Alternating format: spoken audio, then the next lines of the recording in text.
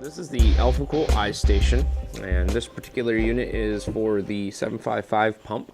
So what we're going to do is take the 755 and put it inside here. And before we do any of that, we have to first remove the top layer of plastic that's all the way around it. That's to keep it safe during its travels and shipment. But usually it starts on one end, and now there's a 3-pin LED on the inside here, which will make this light up when you're done. But for this particular unit, it comes with the ring here, and you'll take the pump,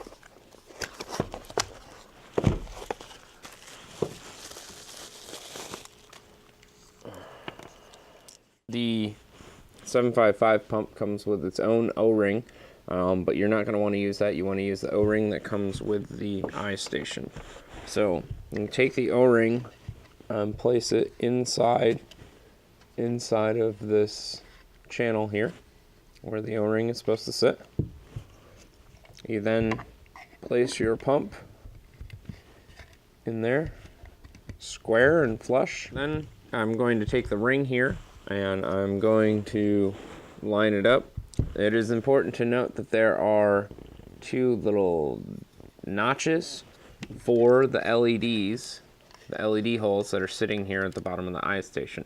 That's what those are. The bottom have 2 LED holes, 5mm LED holes, that you can add extra light in there if you'd like. So in this particular case, what I'm going to do is take this, orient it. It's supposed to go in that way. And I'm going to drop in all the little screws before I put it in there.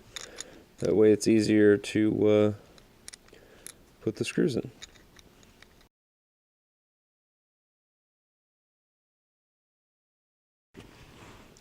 Make sure it's lined up, and then tighten them down. You then take these screws with the rubber insulation and you screw them down. And they don't have to be crazy tight, they just have to be finger tight. And you put the plate on. After you've secured the bottom plate, you're all set and good to go.